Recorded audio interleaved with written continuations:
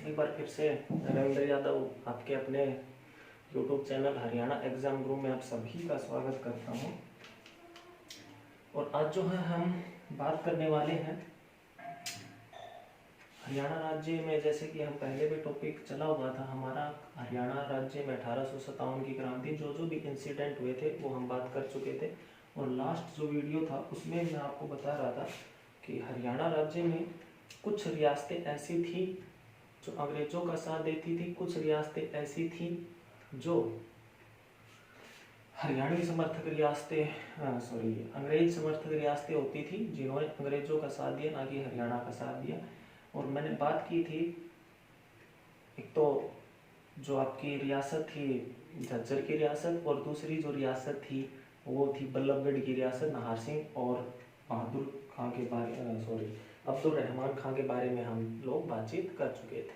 ठीक है, आज जो है हम नेक्स्ट की बात करते हैं नंबर 3। और नंबर 3 जो रियासत है वो हम पढ़ने वाले हैं, ये भी झज्जर की रियासत। और जो आपकी थी सेकंड जो पढ़ी है हमने बल्लभगढ़ की रियासत, वैसे ही ये भी काफ़ी इम्पोर्टेंट है। और ये जो आपकी रियासत है नंबर 3 लिख रहा हूँ मैं इसको। और नंबर 3 जो रियासत है वो है आपकी फर्रुखनगर की रियासत। फर्रुखनगर की रियासत। ठीक है दोस्तों, ये बात शायद मेरे को बताने की आवश्यकता ना हो कि जो आप फर्रुखनगर स्थान देख पा रहे हैं, ये फर्रुखनगर स्थान किस डिस्ट्रिक्ट में है हरियाणा के, तो शायद सभी बच्चे जानते होंगे। गुरुग्राम बोल दो या फिर गुड़गांव है। ठीक है, गुरुग्राम है, गुड़गांव है। मैं थोड़ा सा क्रांति से दूर फर्रुखनगर के बारे में आपको एक दो बातें बताता हूँ जो आपको याद रखनी है। ठीक है, देखिए फर्रुखनगर जो स्थान है इसकी जो स्थापना है ये किसके शासनकाल में हुई बच्चों?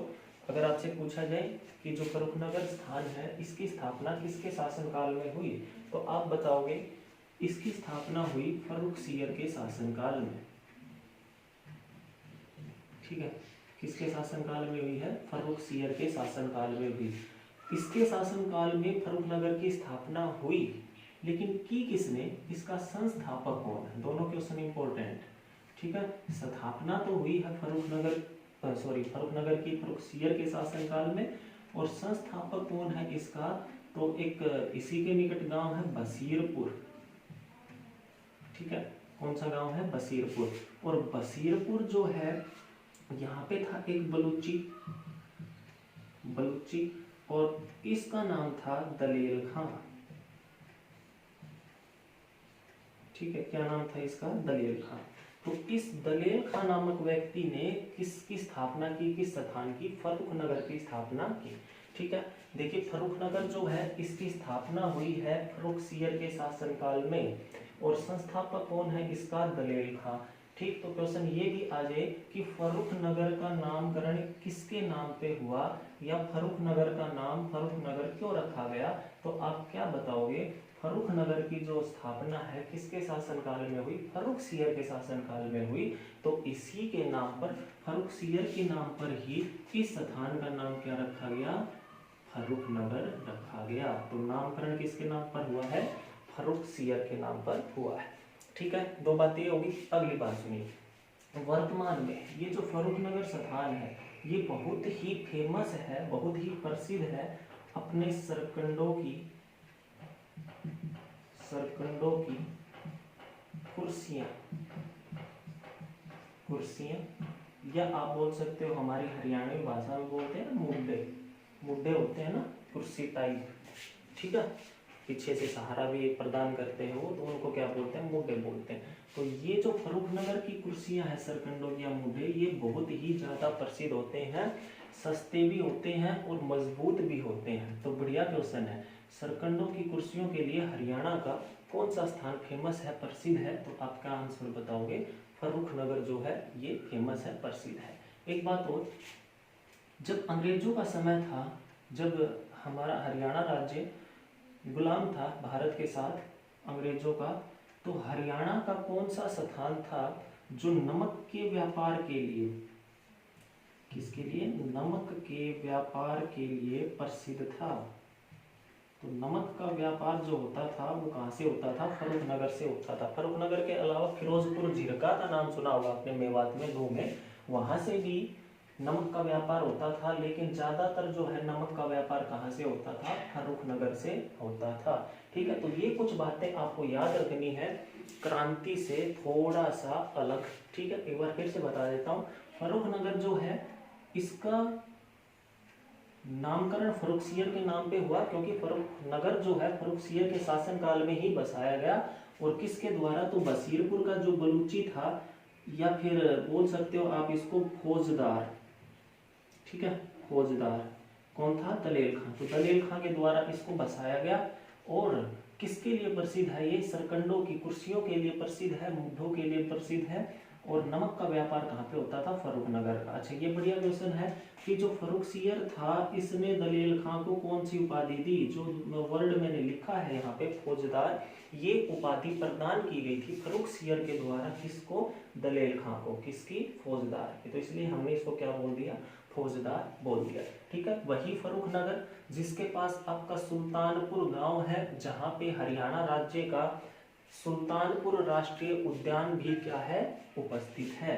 तो फर्रुखनगर में ही क्या है आपका? सुल्तानपुर राष्ट्रीय उद्यान। इसके बारे में हम, बहुत ही इंपॉर्टेंट है ये, आप सभी ने पढ़ा भी होगा। और इसके बारे में जब हम हरियाणा राज्य के पर्यटन स्थलों की बात करेंगे ना, टॉपिक आएगा, तो उसमें हम इसके बारे में डिटेल से पढ़ेंगे। कब इसकी स्थापना हुई, कैसे हुई, क्यों प्रसिद्ध है, कितने क्षेत्रफल फैला हुआ है, सारी चीजें हम वहाँ पे बात करेंगे। अभी के लिए इतना। ठीक है, अब आ जाते हैं हम फर्रुखनगर से रिलेटेड क्रांति के बारे में, क्या क्या टॉपिक हैं उनकी बात कर लेते हैं। और उम्मीद करता हूँ अच्छे से आपको समझ में आ रहा होगा। चलिए मैं बात कर लेता हूँ फर्रुखनगर के बारे में। देखिए, फर्रुखनगर जो है, यहाँ से क्रांति का नेतृत्व 1857 की क्रांति का नेतृत्व किसने किया? तो अहमद अली। किसने किया था प्यारे बच्चों? अहमद अली यहाँ का शासक था। और क्वेश्चन ये भी याद रख सकते हैं हम कि जो अहमद अली है, इसने फर्रुखनगर की रियासत कब संभाली? तो आपका आंसर क्या रहेगा? 1850 ईस्वी में अहमद अली ने फर्रुखनगर की सत्ता संभाली थी। और जब 1857 की क्रांति हुई हरियाणा राज्य में, तो किसने नेतृत्व किया था? अहमद अली ने ही नेतृत्व किया था। ठीक है, अब सुनिए बात। अहमद अली जो है, अहमद अली, इसको फांसी दी गई। फांसी दी गई। और कब दी गई फांसी इसको? तो आपका आंसर रहेगा 23 जनवरी 1858। ठीक है, अहमद अली को, फर्रुखनगर के अहमद अली को फांसी की सजा अंग्रेजों द्वारा कब दी गई? तो 23 जनवरी 1858 को फांसी दी गई थी। देखिए, 6 दिसंबर 1857 को इसको गिरफ्तार किया गया था। 12 जनवरी 1858 को इसको न्यायालय में पेश किया गया था। लेकिन ये चीजें हमारे लिए इम्पोर्टेंट नहीं है, तो मैं नहीं बता रहा। फिर भी अगर कोई बच्चा याद रखना चाहे तो याद रख सकता है। 6 दिसंबर 1857 को इसको गिरफ्तार, और 12 जनवरी 1858 को इसको कोर्ट में पेश किया गया। ठीक है, 23 जनवरी 1858 को इसको फांसी दी गई। और कहाँ पे फांसी दी गई? तो आपका आंसर रहेगा वही लाल किले के सामने चांदनी चौक, जहां पर हम पढ़ चुके हैं पहले भी, अब्दुल रहमान खान झज्जर से और दूसरा बल्लभगढ़ से राजा नाहर सिंह, उन दोनों को भी फांसी दी गई थी। कहाँ पे? यहीं पे, चांदनी चौक। क्या रीजन था, क्या कारण था, तो मैं बार बार नहीं बताऊंगा। पीछे के वीडियो देखिए आप, उनमें मैंने अच्छे से आपको डिटेल में बताया है। ठीक है, तो ये बातें आप याद रखेंगे फर्रुखनगर के बारे में। क्लियर है इतनी चीजें? अब सुनिए एक बात और। देखिए, हमने बात की 3 शासकों के बारे में, 3 रियासतों के बारे में बोल सकते हैं। पहली रियासत झज्जर की रियासत, दूसरी रियासत जो है हमारे पास बल्लभगढ़ की रियासत, और तीसरी जो रियासत है वो कौन सी पढ़ी हमने? फर्रुखनगर की रियासत। इन तीनों ही रियासतों के शासकों को कहां पर फांसी दी गई? चांदनी चौक पर फांसी दी गई, क्योंकि ये अंग्रेजों का साथ देते थे पहले, बाद में राव तुलाराम से प्रेरणा लेकर इन्होंने क्रांति की शुरुआत की थी। तो लोगों के मन में या अन्य रियासतों के शासकों के प्रति क्षोभ उजागर करने के लिए, पैदा करने के लिए अंग्रेजों ने इनको फांसी दी थी ताकि सभी देखें, उनके मन में भी खौफ पैदा हो। तो क्वेश्चन ये आ जाता है कि जो राजा नाहर सिंह थे, राजा नाहर सिंह अब्दुल रहमान खां झज्जर से, मैं बता चुका हूँ आपको पिछले वीडियो में। और तीसरा हो गया हमारे पास अहमद अली, ठीक है, अहमद अली। इन तीनों को फांसी दी गई। तो क्वेश्चन ये है, बहुत ही इंपॉर्टेंट बढ़िया क्वेश्चन है, इन तीनों को फांसी जो दी गई, ये फांसी का वर्णन, ये बातें हमें कहाँ पढ़ने को मिलती है? तो उस समय एक पत्रिका छपती थी हरियाणा राज्य में जिसका नाम था चांद पत्रिका, अभी मिल जाएगी आपको, ठीक है। कौन सी पत्रिका थी? चांद पत्रिका। और इस चांद पत्रिका में एक अंक है, जैसे हम किताब वगैरह खरीदते हैं, पढ़ते हैं, तो वहाँ पे चैप्टर वाइज होते हैं ना, तो ऐसे इस पत्रिका में अंक है और उस अंक का नाम है फांसी अंक। फांसी के नाम से ही याद हो जाएगा आसानी से, फांसी अंक, ठीक है। तो इस चांद पत्रिका में जो फांसी अंक है या फांसी अध्याय है, उस अध्याय में हमें उस अंक में राजा नाहर सिंह, अब्दुल रहमान खां और थर्ड जो है आपका अहमद अली, इन तीनों की फांसी के बारे में विवरण हमें मिलता है या पढ़ने को हमें मिलता है। यहीं से हमें ये बातें पता चलती हैं कि तीनों को चांदनी चौक पर फांसी दी गई थी, ठीक है। क्लियर है इतना? तो ये तीन रियासतें जो हरियाणा समर्थक रियासतें या अंग्रेज विद्रोही रियासतें बोल सकते हो, मोस्ट इंपोर्टेंट थी आपकी। अब जो है एक रियासत और पढ़ लेते हैं हम, और उस रियासत का नाम है प्यारे बच्चों नंबर 4 बहादुरगढ़ की रियासत, ठीक है, बहादुरगढ़ की रियासत। आप सभी जानते हैं बहादुरगढ़ जो है झज्जर में है ना, झज्जर, और इसी को तो हम हरियाणा राज्य का प्रवेश द्वार बोलते हैं, है ना। वर्तमान की बात करूं तो कोरोना जो है कहाँ से आया? झज्जर में, यहीं से तो आया, बहादुरगढ़ से, ठीक है। चलिए बातें हमें नहीं पढ़नी। कोरोना के बारे में मैं हरियाणा से रिलेटेड जितने भी इंसिडेंट एक वीडियो बनाऊंगा, तो वहाँ पे आप अच्छे से देखना उसको। मैं अभी इसलिए नहीं बना रहा क्योंकि अभी और भी कुछ इंसिडेंट होंगे हरियाणा राज्य में कोरोना के विषय में, तो हो सकता है मैं एक साथ करवा दूँ, ये मेरी कोशिश है। फिर भी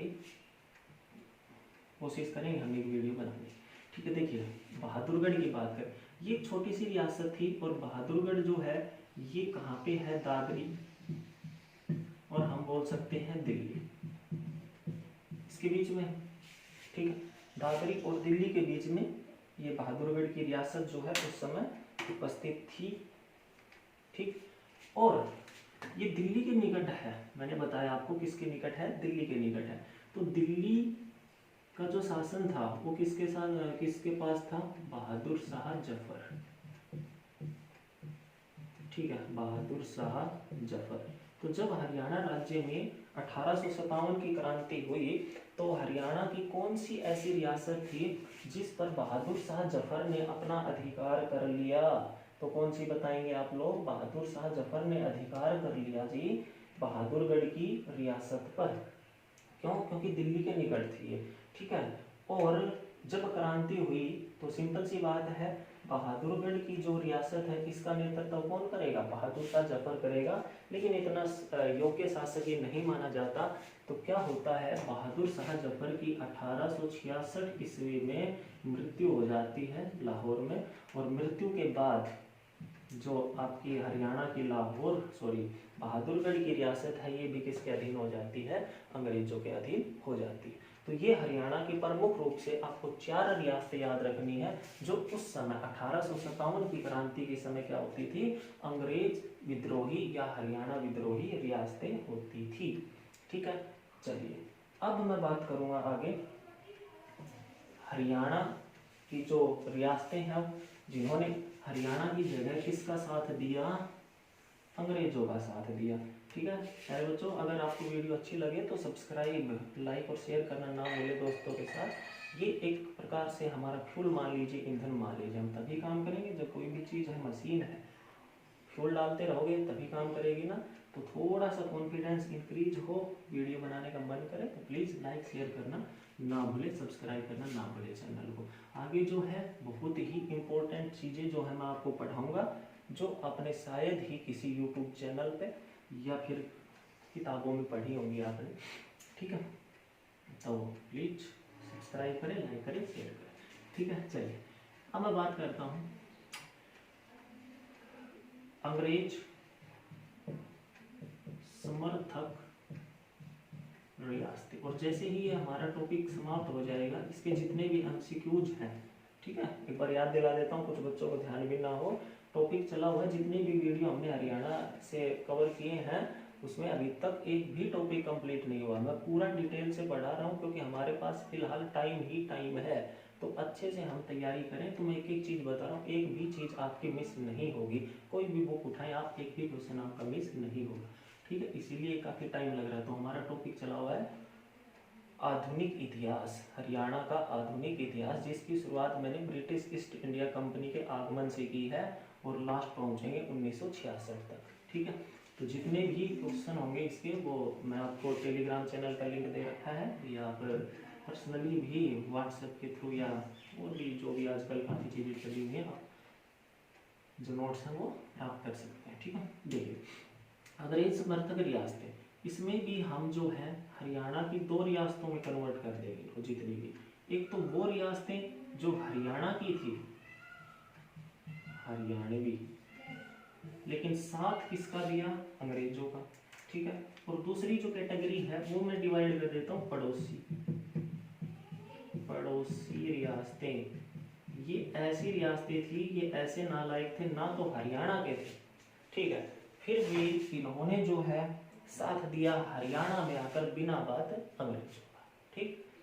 अब देखिए कौन कौन सी, ये छोटी है, पहले मैं इनको कवर कर देता हूँ, इनके बारे में फिर से डिटेल में हमें पढ़ना पड़ेगा, ठीक है। देखिए आपको याद रखनी है पड़ोसी रियासतों में, एक तो याद रखेंगे नाभा एंड पटियाला, ये दोनों साथ याद रखें, नाभा और पटियाला, क्योंकि आप सभी जानते हैं दोनों कहाँ पे उपस्थित, पंजाब, पड़ोसी राज्य है पंजाब, वहाँ पे। दूसरी जो है आपको याद रखनी है बीकानेर की रियासत, बीकानेर की रियासत, ठीक है। और तीसरी जो रियासत है प्यारे बच्चों, वो मैं यहाँ ऊपर लिख रहा हूँ, वो है आपकी जयपुर की रियासत, जयपुर की रियासत, ठीक है। जयपुर की रियासत, नाभा पटियाला की रियासत पंजाब में है, बीकानेर और जयपुर शायद ही कोई बच्चा होगा जो नहीं जानता होगा, ये आपकी राजस्थान की रियासतें थी, ठीक है। तो इन तीनों ही, ये तीनों ही क्षेत्र जो थे, इन्होंने भी किसका, या फिर चारों बोल सकते कंबाइंड रूप से, किनका साथ दिया, अंग्रेजों का साथ दिया। और कहाँ दिया, हरियाणा, हरियाणा के नहीं थे फिर भी हरियाणा में आके अंग्रेजों का साथ दिया, ठीक है। अब इनसे क्वेश्चन सुनिए, बहुत ही इजी, 1-2 ही प्रश्न बनते हैं, वो क्या क्या बनते हैं वो ध्यान दीजिएगा।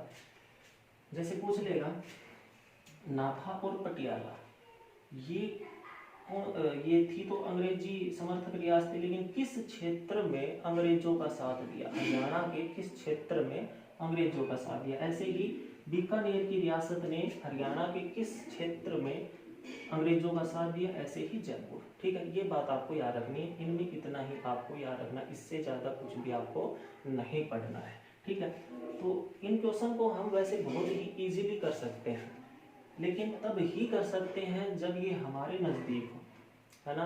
तो हम बता सकते हैं, जैसे क्वेश्चन आया था ना, मैंने पहले भी बताया था कि गुरुग्राम और रेवाड़ी के बीच की दूरी बताओ। तो जो बच्चा रेवाड़ी या गुरुग्राम का है, आता जाता है, उसको पता है 60 किलोमीटर, लेकिन हम बात करें पंचकुला साइड या सिरसा साइड, तो उनको नहीं पता कि कितनी दूर है ना।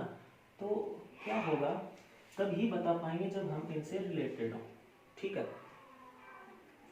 अगर इनके नज़दीक का कोई बच्चा है तो बता देगा, ठीक, कि किस क्षेत्र से। अगर दूर का है तो वो नहीं बता पाएगा। तो हम बात करते हैं कि किस क्षेत्र से इन्होंने अंग्रेजों का साथ दिया हरियाणा के खिलाफ। तो जब आप हरियाणा का रफली मैप जो है वो बना देता हूँ एक बार के लिए, बाकी क्लास जब होगी तो पूरा मैप आपको टॉपिक वाइज करवाया जाएगा, ठीक है।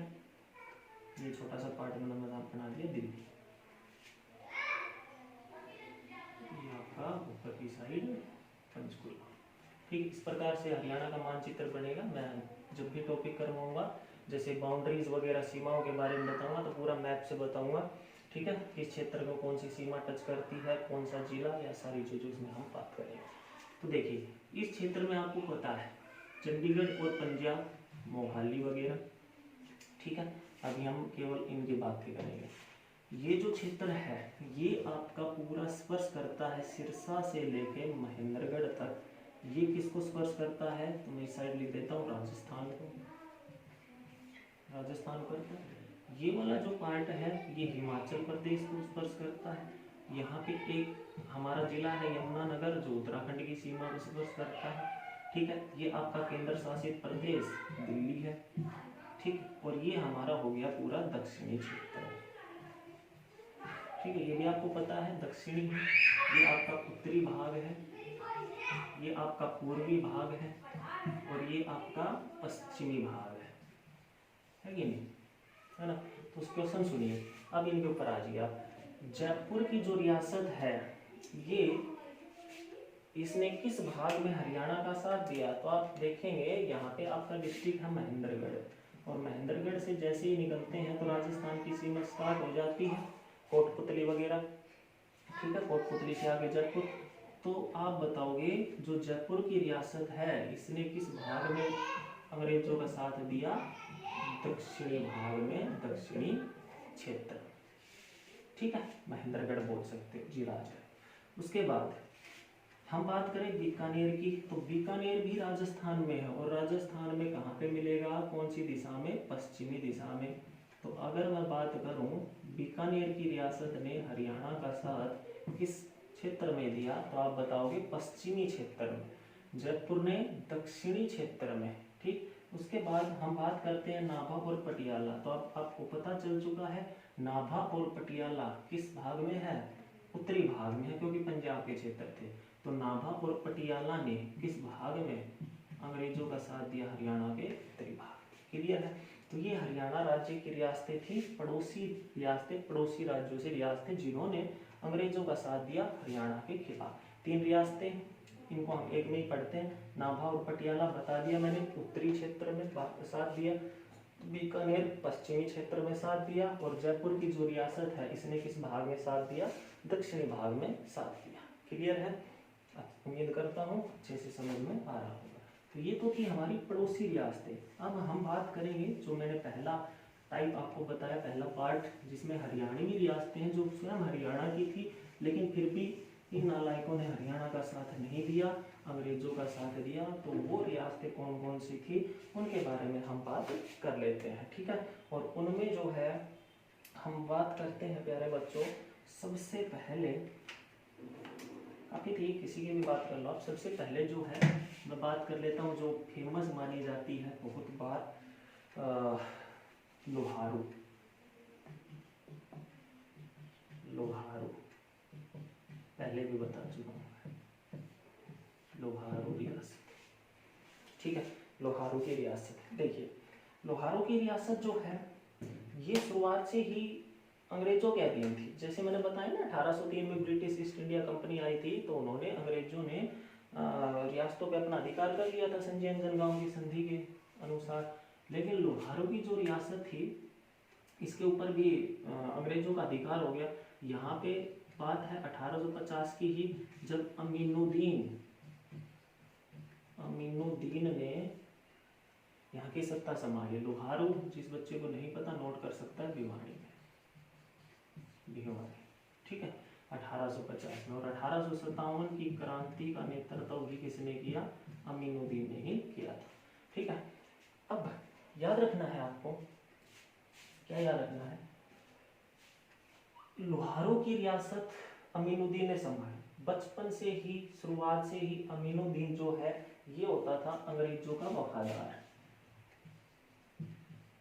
अंग्रेजों का वफादार। लेकिन लोगों का दबाव पड़ा तो अंग्रेजों के खिलाफ हो गया, ठीक है। अंग्रेजों के खिलाफ हो गया तो 1857 में अंग्रेजों ने इसकी हत्या कर दी और इसकी रियासत पर अपना अधिकार कर लिया। लोहारू प्राचीन नाम मैंने बताया था, लोहारू, ठीक है। अब सुनिए, बढ़िया क्वेश्चन ये है कि हरियाणा की कौन सी रियासत का शासक है, हरियाणा का, या डायरेक्ट पूछ ले, वह शासक बताइए जिसका पालन पोषण स्वयं अंग्रेजों ने किया। देखिए कितना बढ़िया प्रश्न। अंग्रेजों ने किया पालन पोषण, तो कौन है वो? अमीनुद्दीन। ठीक है, शुरुआत से ही अंग्रेजों का वफादार था। जब इसके पिता के पास ये रियासत थी तो इसके पिता ने भी अंग्रेजों का साथ दिया। तो इसके पिता की मृत्यु के बाद अमीनुद्दीन का पालन पोषण किसने किया? अंग्रेजों ने किया। ठीक है, तो अंग्रेजों का साथ तो देना था इसको। अब सुनिए बात, अंग्रेजों ने पालन पोषण किया तो अंग्रेजों में भी किसने पालन पोषण किया होगा? तो भाई पुरुष तो कर नहीं सकता, महिला करेगी जनरली, और उस महिला का नाम था लेडी कालब्रुक। ठीक है, लेडी कालब्रुक, इसने अमीनुद्दीन का पालन पोषण किया। क्लियर है? ठीक है दोस्तों, तो हम जो है इस वीडियो में इतनी ही बातें करेंगे। आगे की जो बातें हैं कोई भी चीज़ आपकी बचेगी नहीं, जैसा आप देख रहे हैं काफ़ी डिटेल में मैं करवा रहा हूँ आपको। अगली वीडियो में हम बात करेंगे जितनी भी रियासतें बच गई, और हम आगे बात करेंगे 1858 में, आप सभी जानते हैं पंजाब का हिस्सा बना दिया गया हरियाणा को, और उसके बाद आर्य समाज, महात्मा गांधी, या फिर अधिवेशन हुई, कांग्रेस की स्थापना हो जाती है, असहयोग आंदोलन हरियाणा में क्या चला, भारत छोड़ो आंदोलन, जलियांवाला बाग हत्याकांड, सारी चीज़ें हम हरियाणा से रिलेटेड पढ़ेंगे। तो एक बार फिर से रिक्वेस्ट है, आप प्लीज़ अगर वीडियो अच्छी लगी हो या फिर आगे ऐसी ही वीडियो देखनी है आपको, तो लाइक शेयर और सब्सक्राइब करना ना भूलें, ताकि वही बातें जो थोड़ा सा कॉन्फिडेंस इंक्रीज होता है इससे। ठीक है, इतनी मेहनत करते हैं तो कुछ ना कुछ तो प्राप्त होना चाहिए। बस ये लगता है कि हाँ बच्चे देख रहे हैं तो थोड़ा सा मन खुश होता है, अगली वीडियो बनाने का मन करता है। ठीक है दोस्तों, इस वीडियो में इतना ही, मिलते हैं नेक्स्ट वीडियो में। थैंक यू, धन्यवाद।